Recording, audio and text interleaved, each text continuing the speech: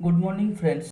स्वागत है दोस्तों आप सभी का आपके अपने YouTube channel technical with engineer साहब में। दोस्तों मैं लेकर आया हूँ आपकी जो शॉर्ट नोट्स की सीरीज चल रही थी उसका तीसरा सब्जेक्ट जिसका नाम है हाईवे।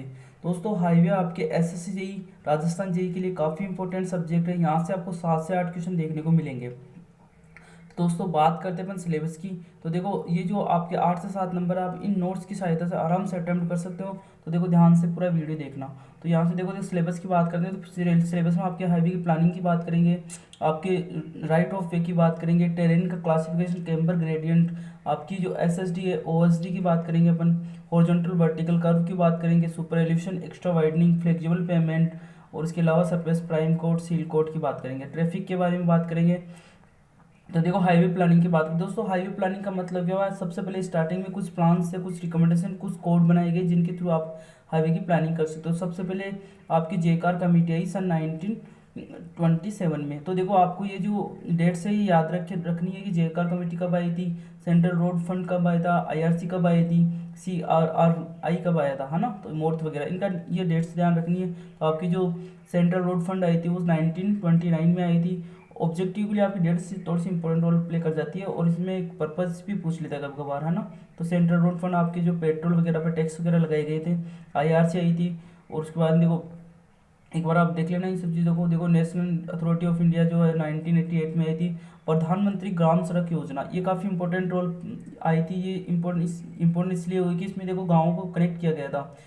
अगर प्लेन एरिया है वहाँ का गांव में अगर आपके 500 से अधिक पॉपुलेशन है तो उस गांव को कनेक्ट किया गया था। और अगर हिली एरिया है वहाँ पे 250 की पॉपुलेशन है तो वहाँ पे कनेक्ट किया गया था। देखो इसको अचीव कर लिया गया था 2007 में।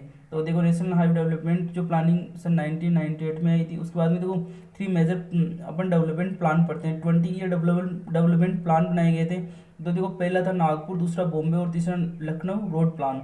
तो देखो इनके टाइमिंग पूछ लेता है कि जो नागपुर रोड प्लान आया था वो 1943 से लेकर 1963 तक आया था और आपका जो बॉम्बे था वो 1961 से 81 तक आया था। उसके बाद में लखनऊ रोड प्लान आया तो वो आया था आपका 1981 से 2001 तक। तो देखो इनकी पूछ लेता है कि टारगेट क्या था या टारगेट लेंथ क्या थी, आउटले क्या थी। यहाँ से भी क्वेश्चन बनता है आपका ऑब्जेक्टिव। तो आपका जो नागपुर था उसकी जो टारगेट था कि वो 16 किलोमीटर रोड बनाएगा आपका 100 किलोमीटर स्क्वायर एरिया में। और उसकी जो टारगेट लेंथ थी कि 5 लाख के लगभग रोड बना देगा, 5 लाख किलोमीटर के लगभग। तो यहाँ से देखो बॉम्बे रोड प्लान आया था, उसका जो टारगेट था कि 32 किलोमीटर की रोड बनी चाहिए 100 किलोमीटर स्क्वायर एरिया में। और जो टारगेट लेंथ थी वो 10 लाख के लगभग थी। और यहाँ से देखो ये लखनऊ जो रोड प्लान था उसमें 82 किलोमीटर का टारगेट रखा गया था 100 किलोमीटर स्क्वायर एरिया में। और जो लेंथ रखी गई थी वो रखी गई थी 27 लाख किलोमीटर की। उसके बाद में बात करते हैं अपन आउटले की। देखो ये पैसे इनमें लगे थे। क्लासिफिकेशन में बात करते हैं, एक्सप्रेस वे जो आपका था ये पूछ सकता है किसमें जोड़ा गया था, ये जोड़ा गया था बॉम्बे रोड प्लान में। 1600 किलोमीटर की समथिंग एक्सप्रेस वे जोड़ा गया था। रोड पैटर्न की बात करते हैं, यहाँ से एक क्वेश्चन बनता है। देखो ये पैटर्न से इनके टाइप डायग्राम वगैरह बने हुए हैं। स्टार और रोड ये पूछ सकता है, स्टार और ग्रिड पैटर्न जो है आपको नागपुर रोड प्लान में अडोप्ट किया गया था, ये यूज किया जाता है आपके इंडिया में। उसके बाद में हाईवे अलाइनमेंट सर्वे की बात करते हैं दोस्तों। देखो हाईवे अलाइनमेंट सर्वे में क्या होता है कि आपके जो सर्वे के लिए जैसे आपको रोड प्रोजेक्ट दिया, तो आपको जैसे कोई रोड प्रोजेक्ट दिया, रोड प्रोजेक्ट में सबसे पहले आप क्या करोगे, वहाँ के मैप की स्टडी करोगे कि यहाँ कोई रिवर तो नहीं है, यहाँ कोई माउंटेन तो नहीं है, यहाँ कोई बीच में कैनाल तो नहीं आ रही। तो देखो इन सबको जो मैप द्वारा स्टडी किया जाता है। उसके बाद में रिकंसन सर्वे होती है। तो रिकंसन सर्वे तो ये पूछ भी सकता है कि कौन सी लेवलिंग से की जाती है, तो कौन सी की जाती है, फ्लाई लेवलिंग से। उसके बाद प्रीलिमिनरी आता है जिसमें डिसाइड की जाती है कंट्रोल लाइंस, जिसे ट्राइवर्जन के थ्रू किया जाता है। उसके बाद में डिटेल सर्वे होती है जो कि प्रोफाइल लेवलिंग के थ्रू किया जाता है। तो देखो आप सबसे पहले मैप को पढ़ोगे, उसके बाद में वहाँ पे जाओगे, नॉर्मल जो सर्वे करके आओगे, उसके बाद में फिर उसके कंट्रोल पॉइंट फिक्स करके आओगे। प्रीलिमिनरी सर्वे के द्वारा डिटेल में क्या करोगे, उसकी डिटेल सर्वे करके आओगे। तो देखो ज्योमेट्रिक डिजाइन की बात करते हैं आपके हाईवे की, तो जिसमें आपके क्रॉस सेक्शन एलिमेंट्स पढ़ोगे, एसएसडी ओएसडी पढ़ोगे, हॉरिजॉन्टल अलाइनमेंट, वर्टिकल और इंटरसेक्शंस के बारे में बात करेंगे। तो देखो स्टार्ट करते हैं पहले से क्रॉस सेक्शन में। तो आपके फ्रिक्शन की बात करते हैं दोस्तों। फ्रिक्शन दो तरीका होता है, ट्रांसवर्स फ्रिक्शन और लॉन्गिट्यूडनल फ्रिक्शन। तो लॉन्गिट्यूडनल फ्रिक्शन की जो वैल्यू होती है वो होती है आपके 0.35 से लेकर 4 तक, और जो ट्रांसवर्स होता है उसकी वैल्यू होती है 0.15 के बीच में। तो देखो दो चीज़ आती है, क्योंकि आपकी जो फ्रिक्शन है वो डिपेंड करता है आपकी जो वहाँ की कंडीशंस कैसी है, पेमेंट कैसा किस प्रकार का है, और आपकी कंडीशन क्या है पेमेंट की, और एनवायरमेंटल कंडीशंस कैसी है, इन सब पे डिपेंड करता है टायर की कंडीशन पे, है ना।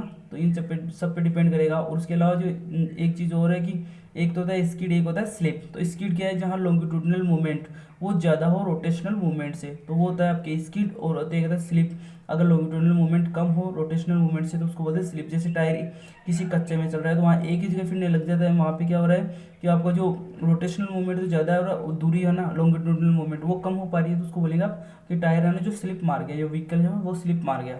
उसके बाद में देखो ये कंडीशंस पे डिपेंड करता है। एक आती है अनइवननेस, जो आपके हाईवे बनी हुई है उसमें अनइवननेस, जिस तरह से कोई उबड़ खाबड़ हो ना, तो उस जो अनइवननेस है उसको मेजर करने के लिए बम्प इंटीग्रेटर का यूज़ किया जाता है, ये चीज़ ध्यान में रखना।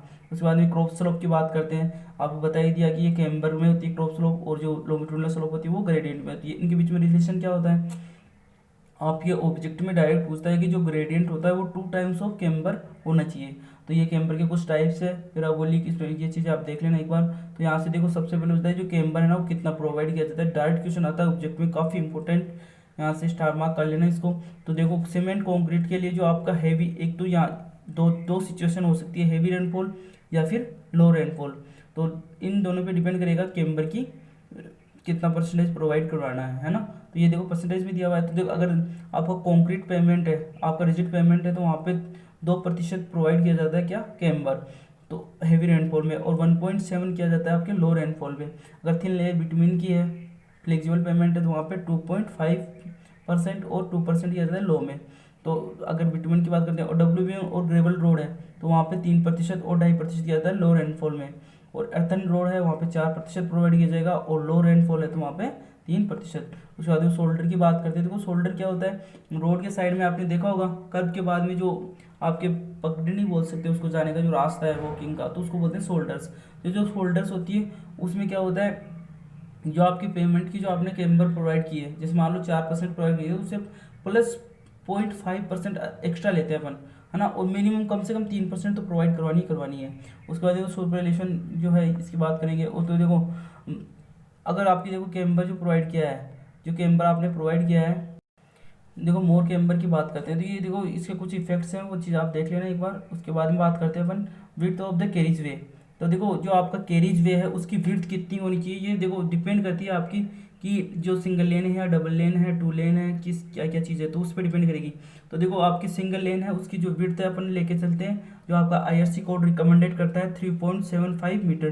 2 लेन है तो वहाँ पे अगर जो कर्व है वो प्रोवाइड नहीं किया। कर्व क्या होती है, एक मतलब अपन प्रोवाइड करते हैं कि जो रुकावट बोल सकते हो आप उसको, कि यहाँ जो रोड है उससे उस तरफ आप नहीं जा सकते।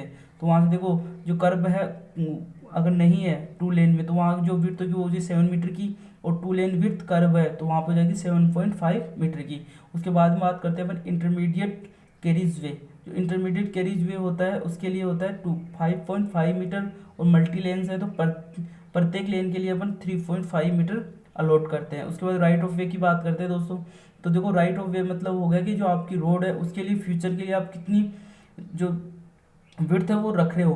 तो अगर आपका कैरिज वे कम है लेकिन आपके से साइड में जो जगह आपने देखा होगी जो रोड है उससे आपकी जो बिल्डिंग बनती है वो कुछ से कुछ दूर बनती है, मतलब राइट ऑफ वे छोड़कर आप जो बिल्डिंग बनाते हो, है ना। तो उसके बाद में बात करते हैं, देखो राइट ऑफ वे जो है वहाँ पे आपके जो रोड बाउंड्री है उसके बाद में आती है बिल्डिंग लाइन, उसके बाद में कंट्रोल लाइन।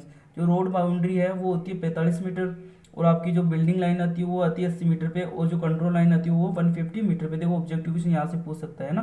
तो देखो राइट ऑफ वे क्या होगी, total land width required across A highway alignment for future development के लिए होती है। तो देखो आईआरसी रिकमेंडेड करता है कि जो विड्थ है डिवाइडर की, डिवाइडर जो आपका है जो सेपरेशन का काम करता है आपके हाईवे को, तो देखो जो डिवाइडर की जो विड्थ है वो आपकी जो मिनिमम है ना वो होती है आपकी 5, जो 3 से लेके 5 मीटर के बीच में। उसके बाद में एसएसटी की बात करेंगे तो देखो एसएसटी क्या होती है, स्टॉपिंग साइड डिस्टेंस। आपका कोई व्हीकल है वो चल रहा है, उससे आगे कोई व्हीकल चल रहा है, तो उस व्हीकल को बिना कोलिजन किए हुए आप कितने दूरी में स्टॉप कर पाओगे आपके व्हीकल को, उसको बोलेंगे स्टॉपिंग साइड डिस्टेंस। तो देखो स्टॉपिंग साइड डिस्टेंस का फॉर्मूला आपको याद रखना है। ये जो फॉर्मूला है वो इससे भी डायरेक्ट क्वेश्चन आ सकता है। और उसके अलावा देखो होता क्या है कि जो एसएसटी होती है वो 2 चीज़ों पे डिपेंड करती है आगे, एक तो लेग डिस्टेंस और एक होती है ब्रेकिंग डिस्टेंस। ब्रेकिंग डिस्टेंस तो आप जो ब्रेक अप्लाई करोगे उसके बाद में कितना टाइम लगेगा, कितनी डिस्टेंस ट्रेवल कर लेगा, और एक होती है लेग डिस्टेंस, आप कितने टाइम में डिसीजन ले पाओगे। लेग डिस्टेंस आपके डिपेंड करता है कि आपकी जो थ्योरी है उस पर डिपेंड करता है, PIEV थ्योरी पे, है ना। उसके बारे में और बात करते हैं अपन। देखो इसका फॉर्मूला हो जाएगा VT plus V²/2G/F plus minus x%। तो देखो यहाँ पे क्या है, V क्या है, मीटर पर सेकंड में आपकी जो व्हीकल है उसकी क्या है, स्पीड है, और टी आपके पास रिएक्शन टाइम है। देखो रिएक्शन टाइम दो तरीके का होता है, एक तो आपका जो SSD के लिए रिएक्शन टाइम लेते हैं वो लेते हैं 2.5 सेकंड, जो ओवरटेकिंग साइड डिस्टेंस है उसके लिए रिएक्शन टाइम लेते हैं अपन 2 सेकंड। तो देखो दोस्तों इसका फॉर्मूला आपको याद रखना है। उसके अलावा देखो आपको मैं बता रहा हूँ PIEV थ्योरी, तो P परसेप्शन हो गया, इवोल्यूशन हो गया, और इमोशन हो गया, है ना। तो ये थ्योरी के कुछ कंसेप्ट है जो आपको एक फुल फॉर्म ध्यान रखनी है। और इसके अलावा क्या होता है कि लास्ट में V आ रहा है ना, तो V का वोल्यूशन हो जाएगा। तो उसके बाद में बात करते हैं, ये फॉर्मूला हो गया। और मिनिमम जो SSD है, देखो मैंने क्वेश्चन भी किया हुआ है, एक बार ये न्यूमेरिकल देख लेना। छोटे न्यूमेरिकल मैंने पहले भी बताया था, आपको अच्छे से प्रैक्टिस करके जाने हैं, क्योंकि पिछले 2 साल से कंटिन्यू न्यूमेरिकल आ रहे हैं, तो आपको छोटे वाले न्यूमेरिकल प्रैक्टिस करके जाने हैं। उसके बाद में देखो ISD जो होती है, इंटरमीडिएट साइड डिस्टेंस, वो 2 टाइम होती है SSD के। डायरेक्ट ऑब्जेक्टिव से क्वेश्चन आ सकता है, ऑब्जेक्टिव में डायरेक्ट क्वेश्चन आ सकता है, what is the intermediate side distance. तो ये होती है 2 times of stopping side distance. उसके बाद ओवरटेकिंग साइड डिस्टेंस की बात करते हैं। तो देखो ओवरटेकिंग साइड डिस्टेंस का मतलब क्या हुआ, किसी व्हीकल को ओवरटेक करने के लिए आपको कितनी डिस्टेंस की रिक्वायरमेंट पड़ती है, या ओवरटेकिंग साइड जो ओवरटेकिंग डिस्टेंस जोन है वो कितना रिक्वायर्ड होगा। तो उसके लिए भी देखो दोस्तों फॉर्मूला होता है, ये डायग्राम आप अच्छे से देख सकते हो। ये जो व्हीकल है A, वो B को क्या करना चाह रहा है, ओवरटेक करना चाह रहा है। सामने से कोई C व्हीकल आ रहा है ना। तो यहाँ से देखो 3 डिस्टेंस बनती है, D1 D2 और D3। D1 जो आप उसको फॉलो कर रहे हो, और उसके बाद D2 जो आप उसको ओवरटेक कर रहे हो, और D3 जो आप बिल्कुल सेपरेशन रख रहे हो उस जगह जो है ना। तो इफ अगर टू वे ट्रैफिक है तो वहाँ पे D3 की रिक्वायरमेंट नहीं पड़ेगी, तो वहाँ OSD केवल D1 प्लस D2 की इक्वल हो जाएगी। देखो D1 जो है वो होती है 0.278 VBT। VB क्या है, आपकी व्हीकल की स्पीड है, जो आप जो टेकिंग कर रहे हो ना उस व्हीकल की। तो देखो यहाँ से VBT हो गया। उसके बाद में टी आपको 2 सेकंड लेना ही है। उसके बाद D2 हो गया 0.278 VBT। यहाँ पे टी देखो, टी की वैल्यू निकाल सकते हो 4S/A करके। यहाँ से हो गया हाफ AT²। ये D3 निकालेंगे, से पुट कर देंगे वैल्यू यहाँ पे VC की और टी की। तो देखो जो आपकी VC है वो ओवरटेकिंग स्पीड, और VB क्या है, ओवरटेकन स्पीड।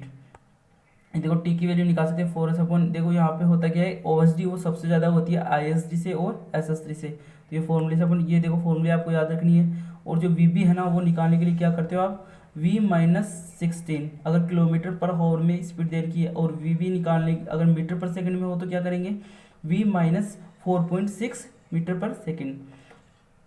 उसके बाद में देखो मिनिमम ओवरटेकिंग जो जोन लेते हैं, मिनिमम वो लेते हैं 3 टाइम ऑफ OSD। ये आपके IRC रिकमेंडेड करता है। और उसके अलावा अगर डिजायरेबल ओवरटेकिंग जोन की बात करते हैं मैक्सिमम, तो वो लेते हैं 5 time of OSD। Horizontal alignment की बात करते हैं, तो देखो डिजाइन स्पीड की पूछ लेता है डायरेक्ट ऑब्जेक्टिव में। तो what was the design speed of the national highway.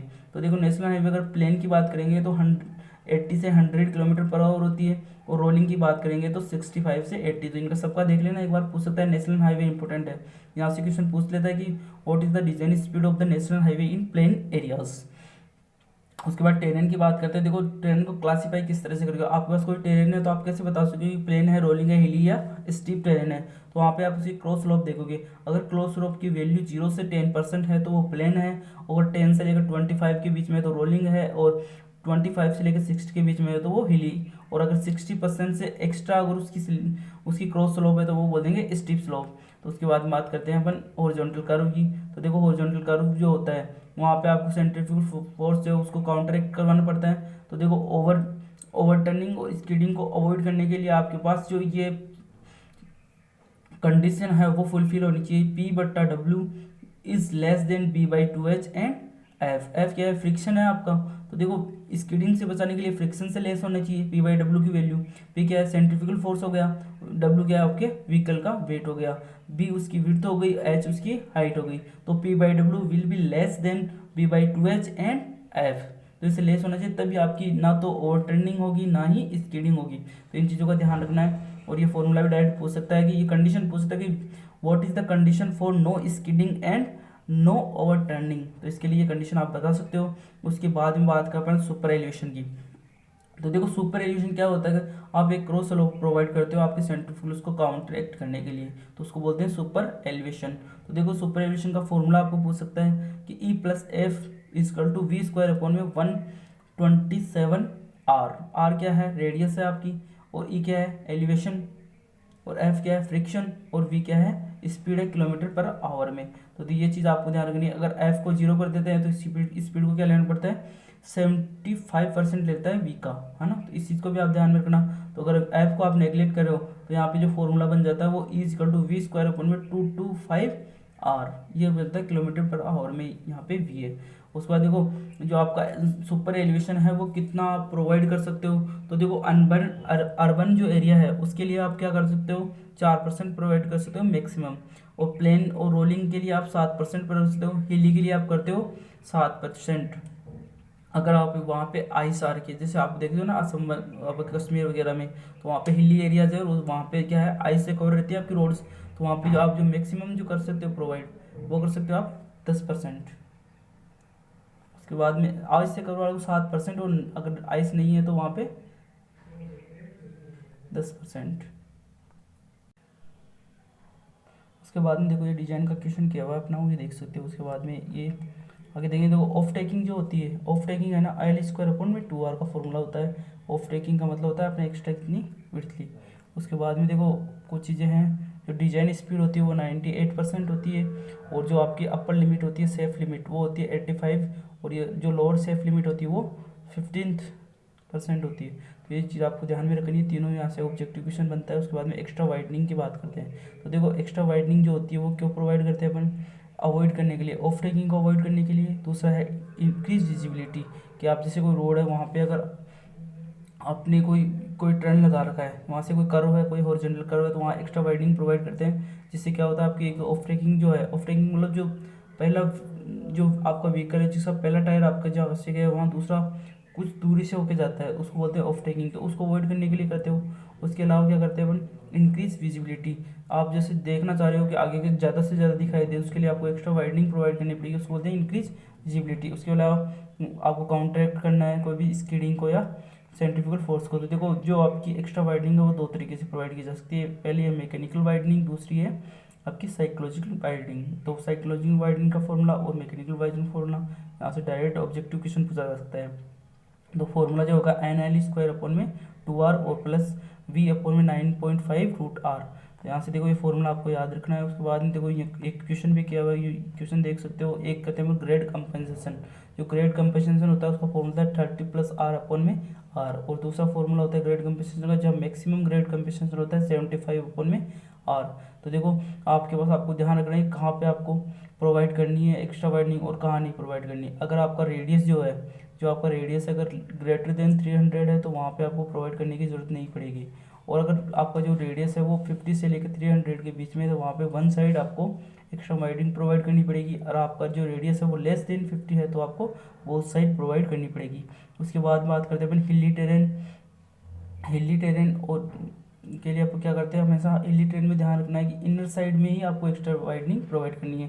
Transition curve की बात करते हैं, काफ़ी इंपॉर्टेंट है ट्रांजिशन कर्व। यहाँ पे ट्रांजिशन कर्व की लेंथ निकालना सबसे इंपॉर्टेंट है। तीन फॉर्मूले हैं, तीनों को याद रखना है। जो आपके जो ट्रांजिशन कर्व है क्यों प्रोवाइड करते हैं, आपकी जो सुपर एलिवेशन है उसको ग्रेजुअली इंट्रोड्यूस कराना, और एक्स्ट्रा वाइडनिंग सेंट्रीफ्यूगल इनको सबको ग्रेजुअली इंट्रोड्यूस कराने के लिए आप क्या करते हो, ट्रांजिशन कर्व प्रोवाइड करते हो। एस्थेटिक अपीयरेंस देता है ये।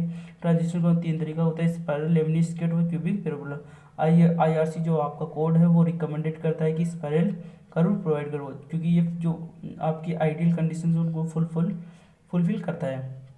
उसके बाद में इसकी जो जो लेंथ होती है ट्रांजिशन कर्व की डायरेक्ट प्रोपोर्शनल होती है 1/r के। और इसके अलावा जो क्यूबिक पैराबोला है ना वो बेस्ट कंफर्टेबल ट्रांजिशन कर्व है। यहाँ से देखो लेंथ निकालने के तीन फॉर्मूला है, L equal to we square upon में C R, L equal to E N W plus W E, और L equal to we square upon में आर हिली के लिए, और 2.7 V square upon R plain and rolling के लिए। देखो यहाँ जो एन है उसकी वैल्यू आपको याद रखनी है। प्लेन के लिए 150 होती है, बिल्टअप के लिए बिल्टअप एरिया के लिए 100 होती है, और हिली एरियाज के लिए 60 होती है। और जो आपका सी है, जो rate of change of centrifugal force है उसकी जो रेट है वो उसका फॉर्मूला है 80 अपॉन में 75 प्लस वी। यहाँ पे वी जो है किलोमीटर पर आवर में है, और सी जो है मीटर पर सेंटीमीटर क्यूब में है। इसकी वैल्यू अपन डायरेक्ट, अगर आपके पास वैल्यूज़ नहीं है वी वगैरह की, तो यहाँ से सी की वैल्यू अपन डायरेक्ट 0.5 से लेके 0.8 मीटर पर सेंटीमीटर क्यूब ले सकते हैं। तो देखो यहाँ से तीसरी चीज़ आती है अपने पास शिफ्टिंग ऑफ द कर्व। जो आपको ट्रांजिशन कर्व उसकी शिफ्टिंग का फॉर्मूला आपको याद रखना है, डायरेक्ट ऑब्जेक्टिव में पूछ सकता है, यहाँ से छोटा न्यूमेरिकल भी बन सकता है। तो एल स्क्वायर अपन में 20 आर होता है। उसके बाद में वर्टिकल अलाइनमेंट की बात करते हैं, तो वर्टिकल अलाइनमेंट में दो चीज़ आती है, एक तो होता है आपका वर्टिकल का, एक होता है आपका सबमिट कर्व। तो देखो दोनों चीज़ आपको याद रखनी है। तो सबमिट कर्व का देखो डायरेक्ट फॉर्मूला होता है सबमिट कर्व की लेंथ निकालने का। यहाँ पे जो आइडियल जो है सबमिट कर्व वो होता है पैराबोलिक, और जो आईआरसी रिकमेंडेड करता है वो सर्कुलर पैराबोलिक कर्व को रिकमेंडेड करता है। उसके बाद हम बात करते हैं दोस्तों आपके सबमिट कर्व की लेंथ। तो देखो सबमिट कर्व दो लेंथ को निकालने के दो तरीके हैं। आपको पहले एजम्पशन लेनी पड़ती है कि जो लेंथ ऑफ सबमिट कर्व है, अगर आपको एस एस टी दिया हो तो उसके हिसाब से निकालना, और ओ एस टी निकालना है तो उसके हिसाब से निकालना है। तो देखो जो अपन एजम्पशन लेंगे कि जो लेंथ ऑफ सबमिट कर्व है वो अगर ज़्यादा हो एस एस टी से, तो जो फॉर्मूला लगेगा वो जाएगा l s is equal to n s square upon में 4.4। और अगर आपकी जो एजम्पशन रॉन्ग हो जाती है और जो लेंथ ऑफ सबमिट कर्व है वो कम है किससे, एस एस टी से, तो वहाँ पे फॉर्मूला लगाना पड़ेगा आपको 2s माइनस 4.4 अपॉन में एन। और एन कैसे निकालोगे, एन वन माइनस, या जैसे असेंडिंग और डिसेंडिंग दोनों चीज़ों पे डिपेंड करेगा, तो यहाँ से n one plus n two हो जाएगा, एन इक्वल टू, है ना। तो देखो अगर ओ एस डी दिया हुआ है तो पहले एजम्पशन लेंगे कि l s greater than o s d, तो वहाँ से हो जाएगा l s equal to n square upon में 9.6 हो जाएगा। उसके बाद में जो एल एस है वो 2s माइनस 9.6 अपॉन में एन हो जाएगा। उसके बाद देखो वैल्यू कर्व की बात करते हैं, यहाँ से फॉर्मूला डायरेक्ट ऑब्जेक्टिव में पूछा जाता है, क्वेश्चन भी आ सकता है। जो आईआरसी रिकमेंड करता है वो आइडियल को जो है ना वो होता है क्यूबिक पैराबोला, और अपन यही अपन जो प्रैक्टिकली यूज़ करते हैं ना। तो जो लेंथ ऑफ वैली कर्व है उसका फॉर्मूला था 2 × n v³ अपॉन में सी की पावर हाफ। सी की वैल्यू जो वही 0.06 मीटर पर सेंटीमीटर क्यूब लेते हैं। जो लेंथ ऑफ वैली कर्व है वो जाएगी, यहाँ से देखो इसको सोल्व करेंगे, सी की वैल्यू रखने के बाद तो आ जाएगा 0.38√n v³। और जो length of the valley curve होती है वो 2 टाइम्स ऑफ ट्रांजिशन कर्व होता है। डायरेक्ट थ्योरेटिकल क्वेश्चन पूछ सकते हैं कि जो लेंथ ऑफ वैली कर्व होती है वो हाउ मेनी टाइम्स होती है ट्रांजिशन कर्व की, तो वो 2 टाइम्स होती है। यहाँ पे देखो ग्रेडियंट की बात करते हो, ग्रेडियंट 4 तरह के होते हैं। पहला होता है ruling gradient, limiting gradient, exceptional और मिनिमम। देखो ये तो जो रूलिंग होता है वो डिजाइनिंग मैक्सिमम ग्रेडियंट होता है। लिमिटिंग अपन तब प्रोवाइड करते हैं तब आपको क्या करता है, कोई कंडीशन आपको जो कॉस्ट है वो रिड्यूस करनी है, आपकी जो कंस्ट्रक्शन की कॉस्ट है वो रिड्यूस करनी है, तो वहाँ पे क्या करते हो आप, जो रूलिंग ग्रेडियंट है उसमें कुछ बढ़ा के फिर क्या करते हैं लिमिटिंग ग्रेडियंट बनाते हैं। एक्सेप्शनल ग्रेडियंट जहाँ पे आपको कंडीशन से चाहिए कि आपको ग्रेडियंट बढ़ानी पड़ रही है, तो वहाँ पे फिर एक्सेप्शन आता है, लिमिटिंग ग्रेडियंट से कुछ ज़्यादा बढ़ा देते हैं सिचुएशन के अकॉर्डिंग। तो मिनिमम जो ग्रेडियंट है वो कितना प्रोवाइड करते हैं, 1/500 करते हैं कॉन्क्रीट की जो पेमेंट है उसमें, और 1/200 करते हैं अर्थन वाले में। तो देखो इनकी वैल्यूज़ आपको ध्यान में रखनी है कि कितना प्रोवाइड करते हैं रूलिंग ग्रेडियंट। प्लेन और रोलिंग में जो है ये इंपॉर्टेंट 3.3% हो जाएगा, और जो लिमिटिंग है वो 5% हो जाएगा, और जो एक्सेप्शनल है वो 6.7% हो जाएगा। तो इनका सबका एक बार देख लेना आप, काफ़ी ईजी याद करना है ना, तो इसको याद कर लेना। उसके बाद हाईवे मटेरियल्स की बात करते हैं दोस्तों। तो देखो फ्लेक्सिबल पेमेंट और रिजिड पेमेंट दो तरीके के होते हैं, इनमें डिफरेंस से क्वेश्चन डायरेक्ट पूछ सकता है एग्जाम में, काफ़ी इंपॉर्टेंट है डिफरेंस। तो फ्लेक्सिबल पेमेंट होता है वो 4 लेयर्स का होता है, रिजिड होता है 3 लेयर्स का होता है।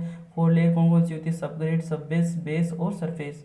जबकि जो 3 लेयर्स होती है वो कौन कौन सी होती है आपके पास, सब ग्रेड, बेस, सरफेस होती है।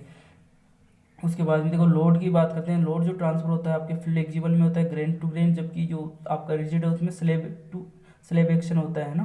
उसके बाद में कैम्बर की बात करते हैं, तो ये देखो कैम्बर जो प्रोवाइड करते हैं वो बॉटम में प्रोवाइड करते हैं, जबकि जो आपके जो कंक्रीट की जो पेमेंट है उसमें किससे करेंगे, टॉप पे प्रोवाइड करेंगे।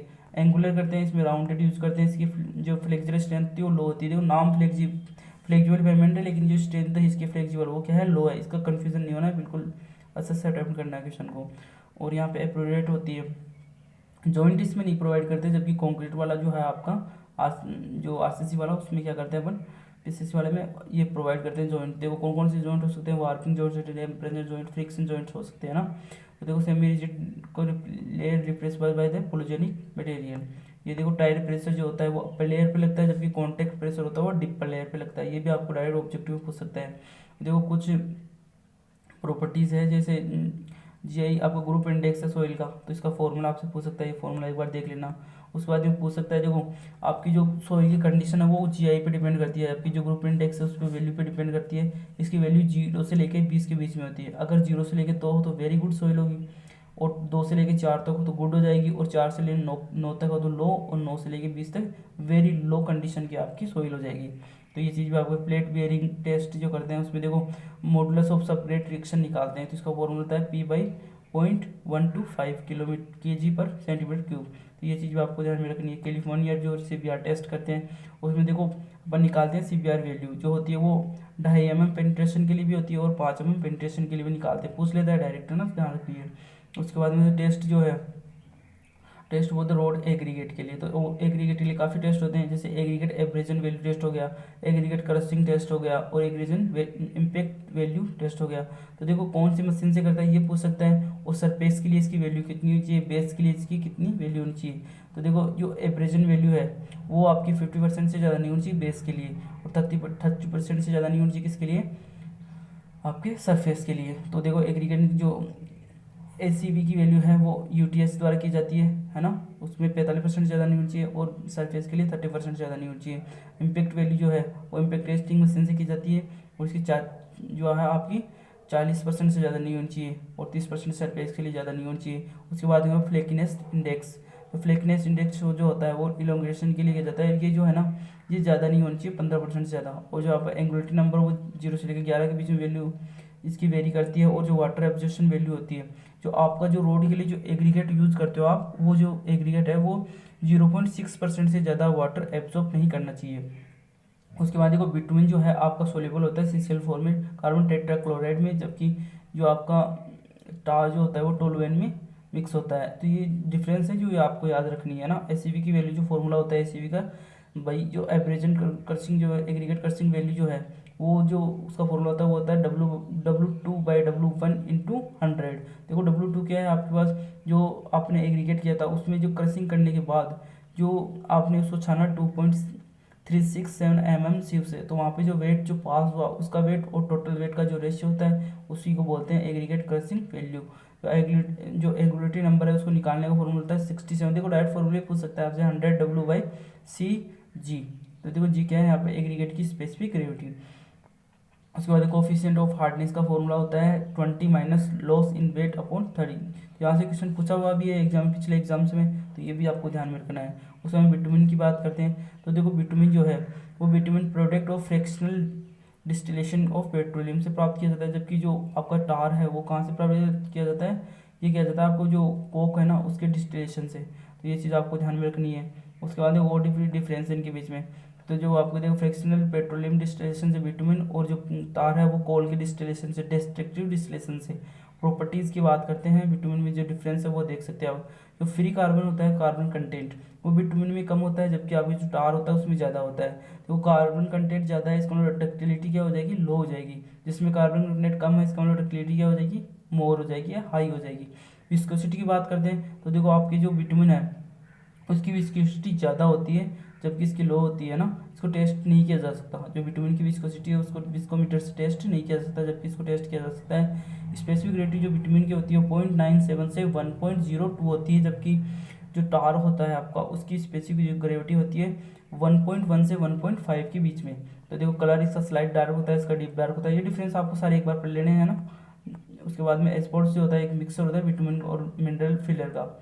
उसके बाद में रेडियस ऑफ रिलेटिव स्टिफनेस की आपकी जो रिजिड पेमेंट है वहाँ से ये क्वेश्चन पूछ सकता है। EH की फॉर्मूला 12 के 1 माइनस म्यू का स्क्वायर की पावर 1/4। ये भी फॉर्मूला आपको डायरेक्ट ऑब्जेक्टिव में पूछा हुआ है IS के अंदर, तो वहाँ से ये आपको पूछ सकता है, कोई बड़ी बात नहीं है।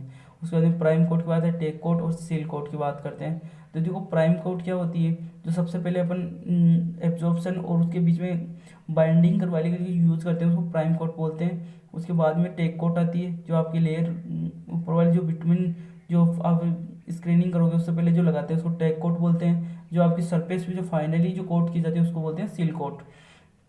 देखो थिन लेयर होती है सरफेस पे जो ट्रीटमेंट के लिए, टेक कोट हो गई आपकी। उसके बाद में होता है आपके पास प्राइम कोट, ये हो गया। उसके बाद में बात करें कटबैक विटामिन। देखो कटबैक विटामिन क्या होता है, विटामिन और वोलेटाइल मेटल इसमें मिला देते हैं, इसको बोलते हैं कटबैक विटामिन। विटामिन इमल्सन हो गया। इन सभी चीज़ों के बारे में थोड़ा आप एक बार देख लेंगे।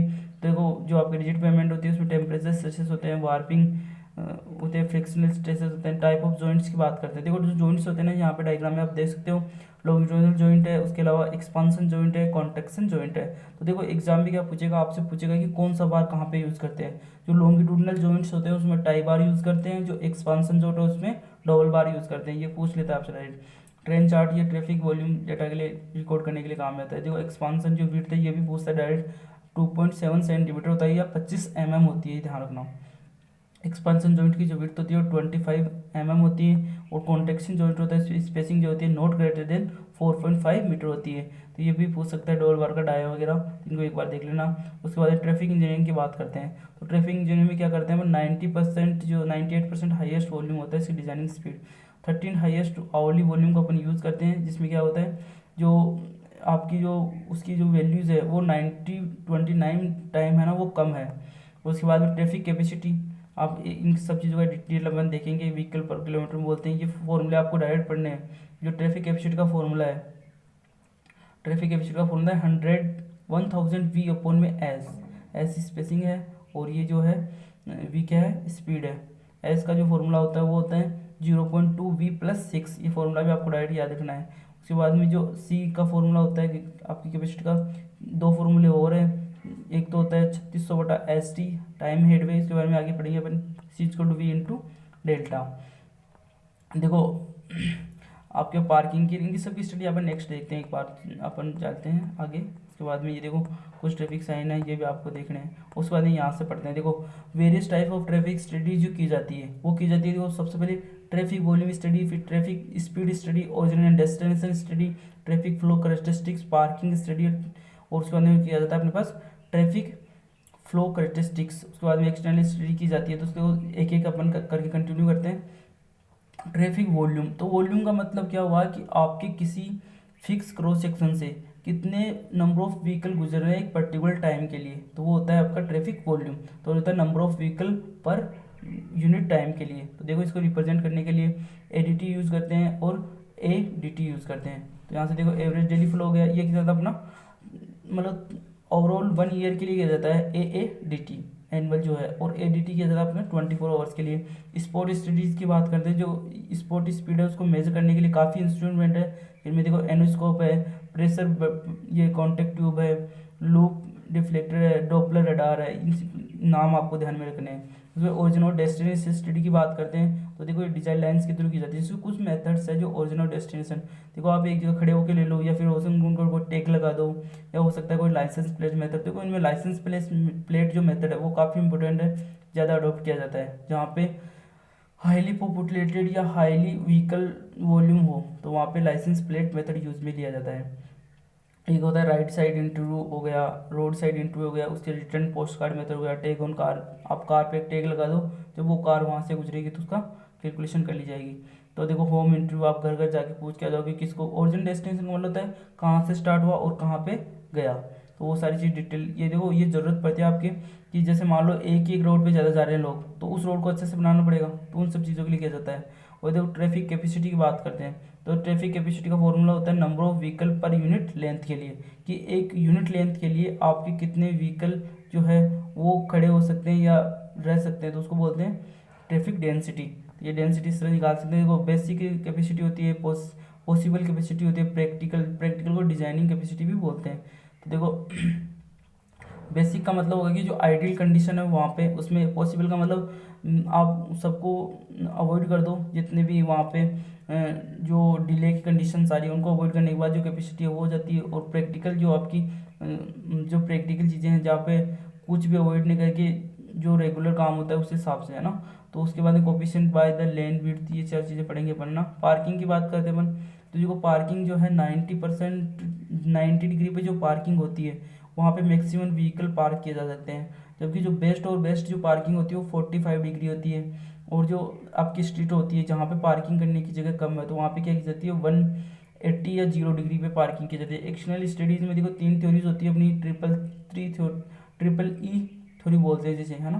तो देखो पहले का होता है इंजीनियरिंग, दूसरे का एनफोर्समेंट, एजुकेशनल। तो इंजीनियरिंग का मतलब क्या हुआ कि जो आप है ना, जो रोड अच्छा बनाओ, उसकी जो हाईवे है वो उसको अच्छे से प्रॉपर डिजाइन करो, तो वो चल जाते हैं आपकी इंजीनियरिंग में। एनफोर्समेंट लो, आप रूल्स और रेगुलेशन लगाओ। एजुकेशन मतलब आप उसको अवेयरनेस करो। इंटरसेक्शन की बात करते हैं, देखो क्रॉसिंग के साइन आपको डायरेक्ट पूछ सकते हैं एग्जाम में, वीविंग का साइन क्या है और मर्जिंग का क्या है, डाइवर्जिंग का, तो एक बार ये देख सकते हो आप। उसमें नंबर ऑफ कॉन्फ्लिक्ट पूछ लेता है, देखो 24 होता है अगर बोथ वे जो रोड है, दोनों रोड जैसे ए और बी रोड एक दूसरे को क्या कर रही है, इंटरसेक्ट कर रही है, तो दोनों अगर टू वे है तो वहाँ पे हो जाता है 24। अगर टोटल की बात करें तो 32 होता है, जिसमें 8 पेडिशन के एक्सीडेंटल कॉन्फ्लिक्ट पॉइंट है और 24 है आपके व्हीकल्स के। उसके बाद बात करें ट्रैफिक रोड ट्री की, तो देखो ट्रैफिक रोड ट्री जैसे 4 से 5 रोड अगर एक जगह इंटरसेक्ट कर रही है तो वहाँ पे ट्रैफिक रोड ट्री बनाया जाता है। और इसके लिए जो लिमिट्स होती है कि आपकी जो मैक्सिमम व्हीकल है 3,000 से ज़्यादा नहीं होनी चाहिए और कम से कम 500 व्हीकल वहाँ से पर आवर गुजरनी चाहिए। तो देखो डिज़ाइन एलिमेंट्स की बात करते हैं ना, तो डिज़ाइन एलिमेंट्स में देखो डिज़ाइन करने के लिए कुछ चीज़ें हैं जहाँ से क्वेश्चन पूछने कम चांस है, एक बार इनको सबको देख लेना आप। उसके बाद में बात करते हैं ट्रैफिक साइन की, तो देखो ट्रैफिक साइन काफ़ी तरह के होते हैं, रेगुलेटरी हो गया, वार्निंग हो गया, इन्फॉर्मेटरी साइन हो गया, तो इन चीज़ों की सारी बात करते हैं। अपन ट्रैफिक सिग्नल की बात करते हैं, तो देखो 3 तरीके के होते हैं। आपने देखा होगा कि जब भी आप जाते हो किसी चौराहे पे तो वहाँ पे 3 तरीके के सिग्नल होते हैं, ग्रीन, एम्बर और रेड। तो जो ग्रीन होता है वो गो के लिए बोलता है, एम्बर जो होता है वो आपको क्लियरेंस के लिए बोलता है, जो 2 से 4 सेकंड होता है, और उसके बाद में रेड जो सिग्नल होता है वो होता है आपकी स्टॉप के लिए। तो देखो दोस्तों, ये था आपके हाईवे का, यहाँ से काफ़ी इंपॉर्टेंट क्वेश्चंस बनते हैं जो कि आपके पूरे क्वेश्चन अटेम्प्ट करने में काफ़ी मदद करेंगे। दोस्तों उम्मीद करता हूँ आपको ये वीडियो अच्छा लगा होगा। थैंक यू दोस्तों for watching this video. Like and share and subscribe जरूर करें।